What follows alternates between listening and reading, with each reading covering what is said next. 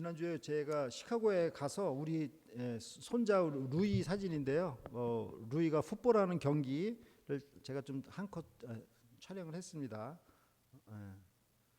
근데 이 루이가 지금 한 6살인데 이 풋볼에 좀 집중을 해야 되는데 풋볼에 집중하지 않고 자꾸 그 할아버지만 바라보면서 이렇게 자꾸 장난을 쳐가지고 제가 좀 많이 힘들었습니다. 아니 지금 저기 풋볼을 지금 집중하고 저 열심히 그 볼을 받아서 뛰어야 되는데 이게 약간 장난치듯이 자꾸 해가지고 제가 좀 마음이 좀 무거웠는데, 그런데 제 아들은 또 자기 아들을 또 굉장히 또 이렇게 잘 이렇게 사랑하는 것 같더라고요. 그래서 할아버지가 참 속이 좁구나 이제 이런 생각이 좀 들었습니다.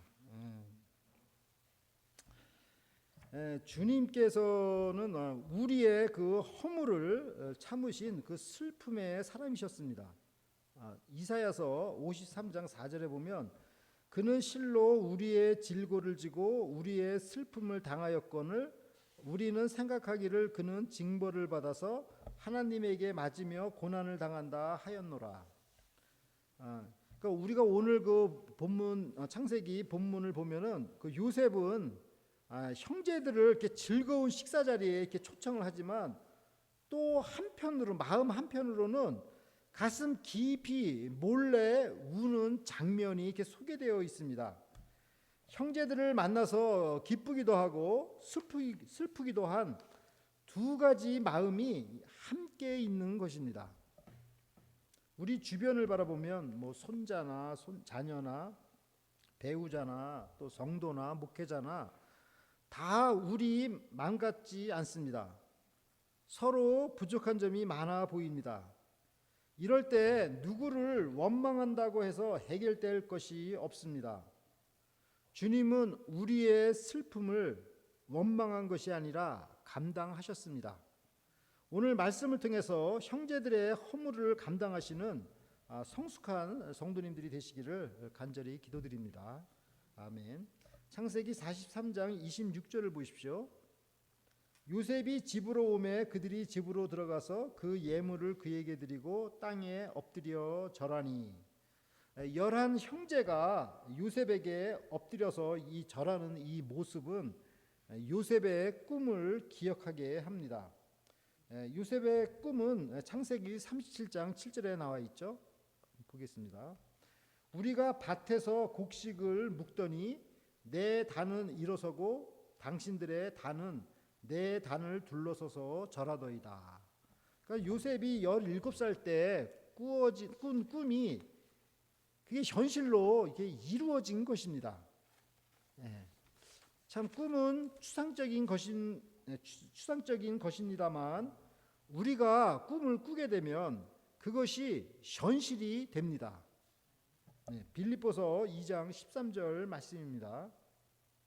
너희 안에서 행하시는 이는 하나님이시니 자기의 기쁘신 뜻을 위하여 너희로 소원을 두고 행하게 하시나니. 그러니까 하나님께서는 하나님의 일을 할 때 우리 마음속에 그 소원을 주시면서 그 일을 행하십니다. 그러니까 우리가 진짜 하나님을 위해서 무슨 일을 하고자 할 때 그 꿈을 가지면은 그것이 현실로 이루어지게 된다는 것입니다. 여러분들이 꾸시는 그 꿈은 언젠가 현실로 다가올 것입니다. 창세기 43장 27절과 28절을 보십시오. 요셉이 그들의 안부를 물으며 가로되 너희 아버지 너희가 말하던 그 노인이 안녕하시냐 지금까지 생존하셨느냐. 그들이 대답하되 주의 종 우리 아비가 평안하고 지금까지 생존하였나이다 하고 머리 숙여 절하더라. 그러니까 요셉은 이제 그 형제들의 안부를 묻고 또 그 다음에 그 아버지의 그 안부를 지금 이렇게 묻고 있는데 모두 평안하시냐 샬롬 이렇게 지금 안부를 묻는 것입니다. 이것은 요셉의 그 어릴 적 그 환경과 아주 대조가 되는 장면입니다. 요셉의 어릴 적 환경은 야곱이 요셉을 특별히 편애를 하였습니다. 요셉을 특별히 사랑을 했죠. 그래서 가족들 간에 또 형제들 간에 그 친절한 말들이 없었습니다. 그러니까 같이 살고 있지만 그 편애로 인해서 서로 시기와 질투심이 가정에 그냥 꽉 차 있는 거죠. 그래서 친절한 말들이 오가지 않았다 이렇게 성경은 기록하고 있습니다. 그러니까 벌써 가정 환경이 벌써 이렇게 좀 불우한 가정 환경에서 자란 것을 우리가 알 수 있죠. 그러나 이제는 요셉이 형제들과 아버지께서 평안하신지 또 이렇게 안부를 묻고 있습니다. 창세기 43장 29절을 보십시오. 요셉이 눈을 들어 자기 어머니의 아들 자기 동생 베냐민을 보고 가로되 너희가 내게 말하던 너희 작은 동생이 이냐? 그가 또 가로되 소자여 하나님이 내게 은혜 베푸시기를 원하노라. 그러니까 요셉은 자기 동생을 알아봤죠, 그죠? 그러면서도 모르는 척하고 너희 작은 동생이 이냐 이렇게 지금 물어보고 있는 것입니다. 이것은 무엇을 나타내냐면 요셉은 여전히 자기의 지금 정체를 이 사람들에게, 그러니까 형제들이죠, 형제들에게 지금 숨기고 있는 것입니다. 그러면서도 그 동생을 바라보는 그 눈에서는 그냥 꿀이 뚝뚝 떨어지는 그 모습을 우리가 이제 볼 수가 있지 않습니까? 그리고 요셉은 그 베냐민을 위해서 기도를 하였습니다. 그 기도의 내용은 하나님이 내게 은혜를 베푸시기를 원하노라 이렇게 간절히 기도를 한 것입니다. 이것은 애굽의 최고의 권력자 위에 더 높으신 하나님이 계시다라는 것을 말해주는 것입니다. 애굽의 그 국무총리면 대단하잖아요. 미국의 대통령도 대단하듯이. 그렇지만 그 아주 높은 사람들의 그 은혜를 받는 것도 대단한 것이지만 더 대단한 것은 요셉보다 더 높으신 분의 은혜를 받는 것입니다. 우리는 눈에 보이는 권력과 사람을 의지하기 쉽습니다만 오늘 말씀을 통해서 더 높으신 하나님 한 분만을 바라보아야 하는 것을 가르쳐주고 있습니다. 창세기 43장 30절을 보십시오. 요셉이 아우를 인하여 마음이 탄 듯함으로 급히 울 곳을 찾아 안방으로 들어가서 울고, 요셉은 베냐민을 위해서 이렇게 축복 기도한 후에 안방으로 급히 이동을 하였습니다. 그 이유는 눈물을 감추기 위해서입니다. 그는 왜 눈물을 흘려야만 하였을까요? 아니 그냥 솔직하게 그냥 확 그냥 야 내가 네 형 요셉이야 이렇게 부둥켜 안았으면 얼마나 좋았을까요? 그런데 왜 요셉은 다른 방으로 숨어서 가서 거기서 울었을까요?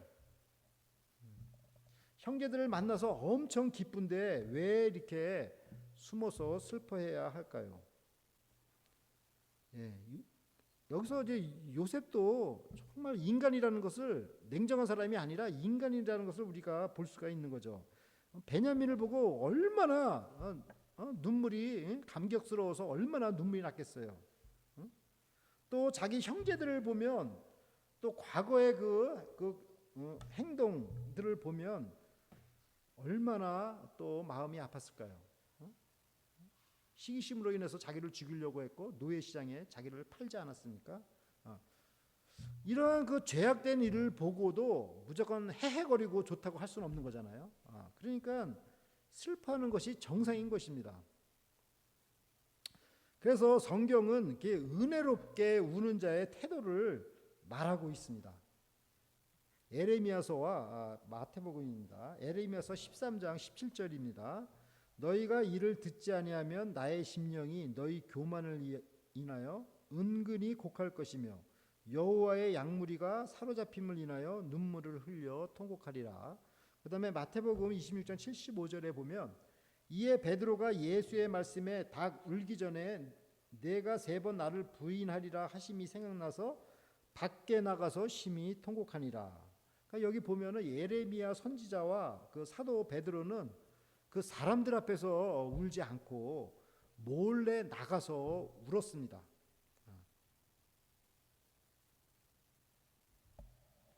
요셉은 정말 매정한 사람이 아니라 정말 인간미가 넘치는 따뜻한 사람이요, 남 모르는 그 슬픔이 있는 사람이었습니다.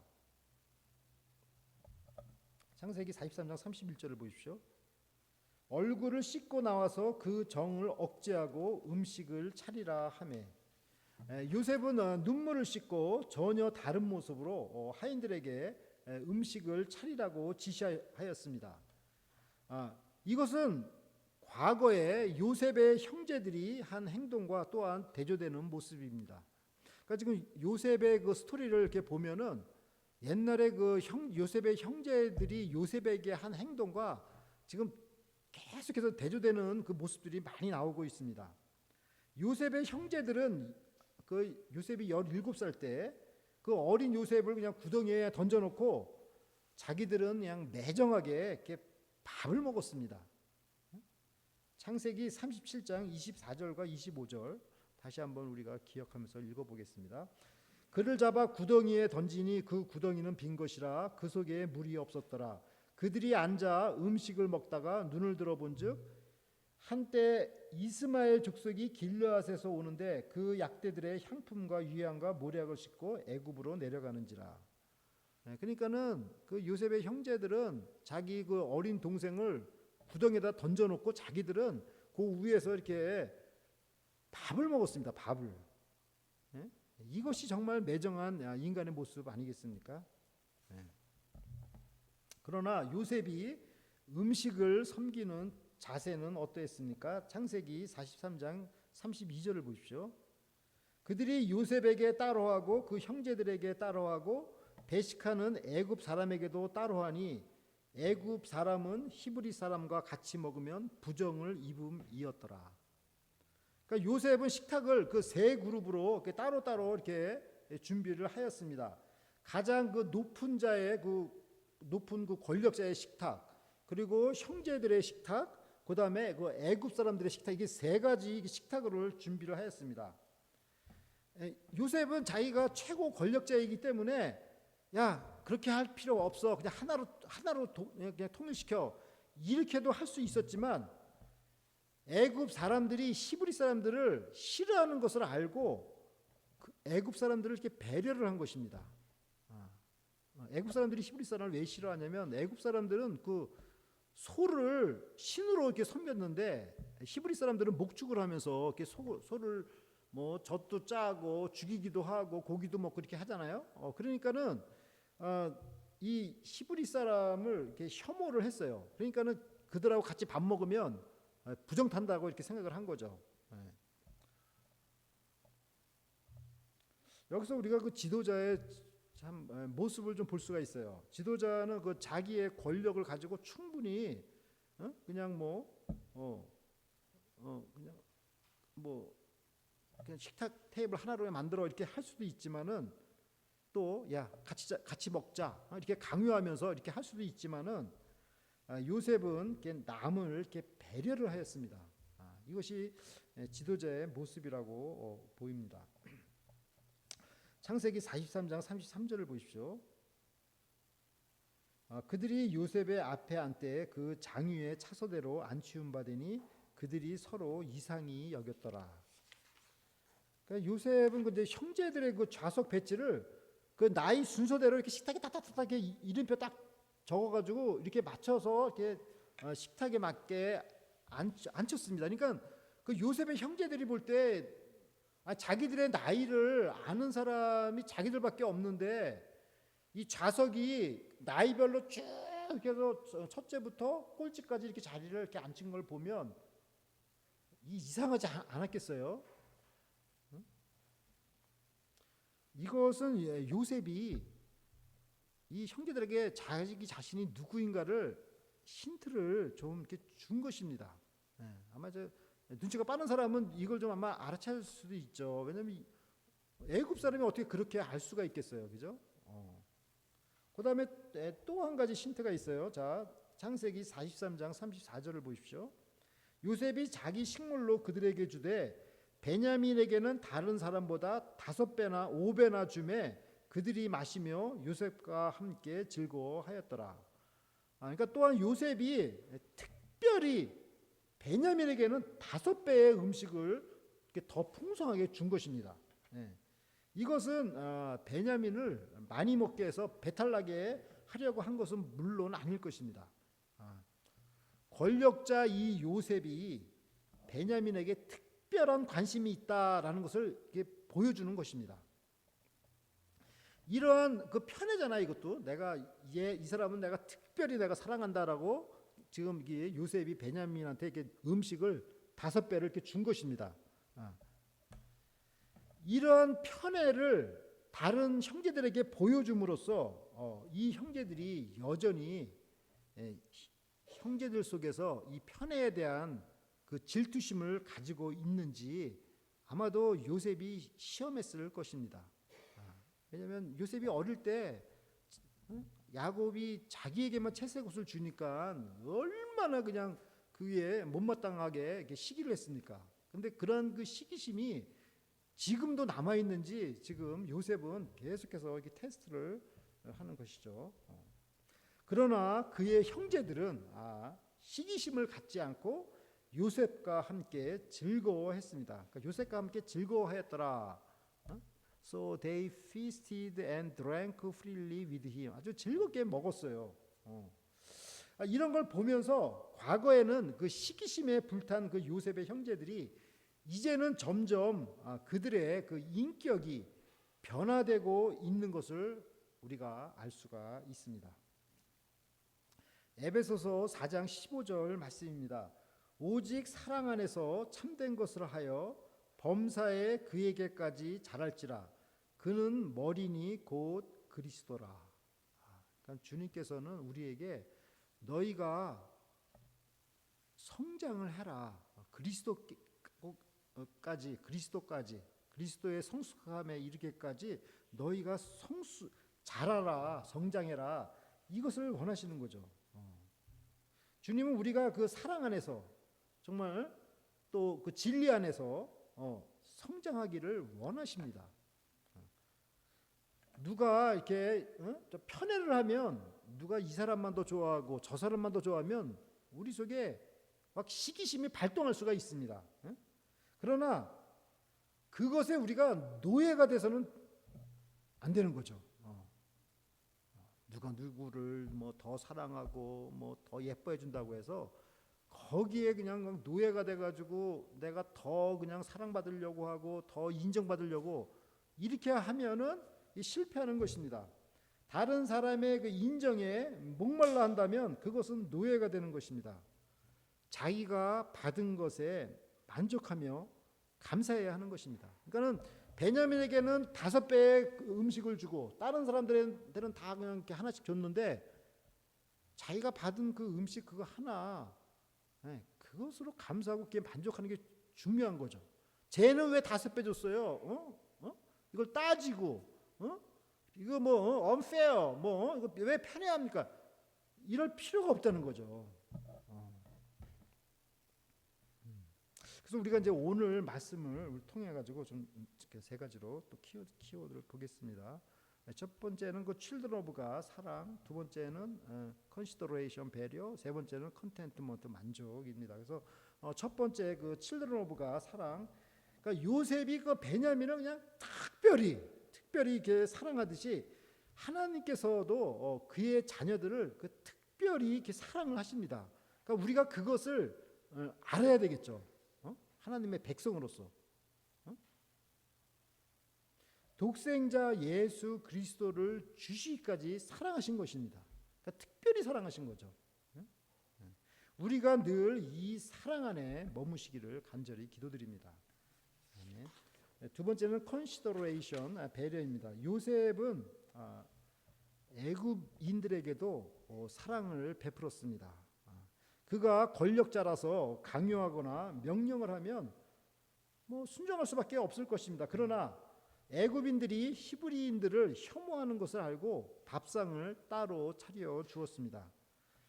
남에 대한 배려를 한 것입니다. 지도자는 강요하지 않고 남을 배려해 주어야 하는 것입니다. 세 번째로 컨텐트먼트, 만족입니다.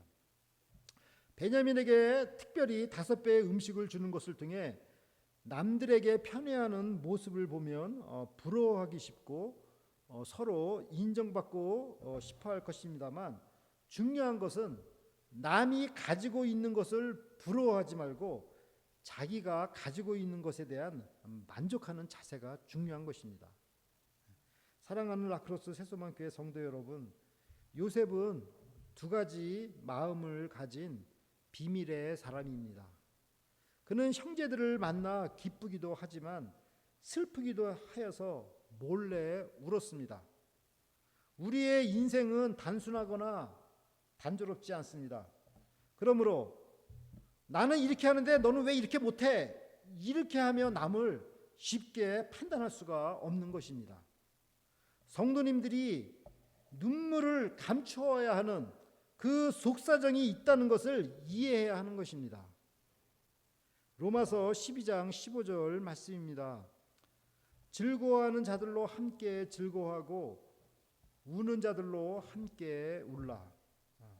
우리가 성도님들의 즐거움에 함께 동참하고 또 슬픔과 어려움에도 함께 동참하는 그러한 사랑의 공동체를 이루시기를 간절히 기도드립니다. 아멘. 다 함께 기도드리겠습니다. 하나님 아버지, 요셉은 22년 만에 만난 형제들을 보면서 기쁘기도 하였지만 과거를 생각하면 슬프기도 하였습니다. 혼자 비밀스럽게 울어야만 하는 이유가 있었습니다. 우리도 요셉처럼 은근히 우는 자가 되게 하여 주시옵소서. 애통하는 자는 복이 있나니 위로를 받을 것이라 하였습니다. 우리가 이 세상의 죄악에 대해 정죄하기보다는 은근히 우는 자들이 되게 하여 주시옵소서. 기도하는 자가 되게 하여 주시옵소서. 11월 6일 미국 대통령 선거에도 은혜를 베풀어 주시사 하나님의 뜻에 합한 일꾼이 선출되어 요셉처럼 많은 생명을 구원하는데 귀하게 쓰임받는 일꾼이 되게 하여 주시옵소서. 감사드리며 예수님의 이름으로 기도드립니다. 아멘.